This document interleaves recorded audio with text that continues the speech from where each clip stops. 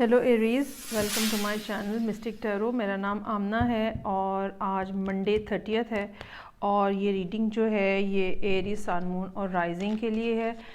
So let's see कि इस हफ्ते में क्या मैसेजेस जो हैं जो एरीज़ लोगों के लिए सामने आ रहे हैं।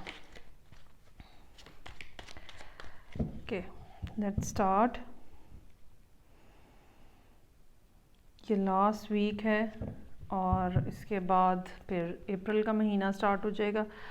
अच्छा जी, 3 of cups, 10 of wands, empress और 2 ऑफ पेंटिकल्स अंडरनीथ। अच्छा जी, काफ़ी प्रेशर में लग रहे हैं एरीज इस टाइम के ऊपर।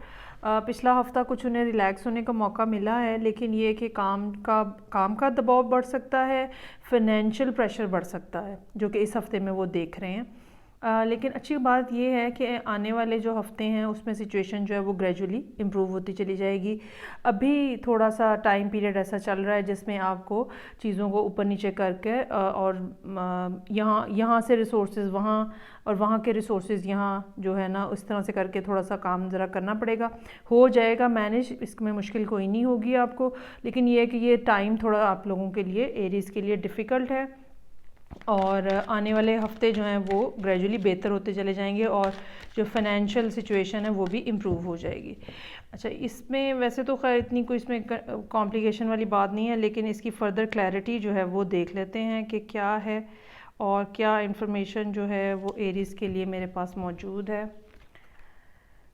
ओके, हो सकता है कि आपने अभी रिसेंटली ही दोस्तों के साथ मिलकर कोई कोलैबोरेटरी काम जो है वो स्टार्ट किया है। ये काम जो है अभी बिल्कुल बिगिनिंग स्टेज पे है, लेकिन ये है कि ये एक बात इसमें अच्छी है कि इसमें ग्रोथ के बहुत ज़्यादा चांसेस हैं। अच्छा, ये जो बर्डन आपके ऊपर है इसकी वजह से आप ज़हनी तौर पर बहुत ज़्यादा परेशान हैं। आपको इस टाइम के ऊपर अपनी सेहत को भी मद्देनज़र रखना है। ये ना हो कि आप सोच सोच के बीमार हो जाएं। ये चीज़ जो है वो नज़र आ रही है। ये आपको एंग्जाइटी, हेडेक, स्लीपलेसनेस और इस टाइप की इंसोम्निया टाइप की चीज़ें जो है वो दे सकती है। इसके बारे में केयरफुल रहें। आने वाले टाइम पीरियड में मल्टीपल ऑप्शंस आपको मिलने का इम्कान है और ये ऑप्शंस जो हैं ये ना सिर्फ आपको ग्रोथ पे लेके जाएंगी और अबंडेंस पे लेके जाएंगी और हैप्पीनेस पे लेके जाएंगी, और ये जो एक फ़ेज़ बुरा चल रहा है ये जो है ये एंड हो जाएगा। एक ये भी पॉसिबिलिटी हो सकती है कि ये जो रिसेंटली काम एरीज़ ने स्टार्ट किया है तो फॉर द टाइम बीइंग इसके अंदर कुछ हिंड्रेंस आ जाए और इसके अंदर कुछ प्रॉब्लम्स आ जाए। और ये प्रॉब्लम जो है, आई एम प्रिटी श्योर कि ये प्रॉब्लम जो है ये फाइनेंशियल टाइप की है, लेकिन एक अच्छी बात जो है वो ये है कि ये फ़ेज़ जो है ये गुज़र जाएगा और प्रोग्रेस जो है वो ग्रेजुअली प्रोग्रेस आप करते रहेंगे, चीज़ें जो हैं वो आगे बढ़ती रहेंगी। हो सकता है कि आपको कुछ चॉइसेस, कुछ बड़े डिसीजंस लेने पड़ें।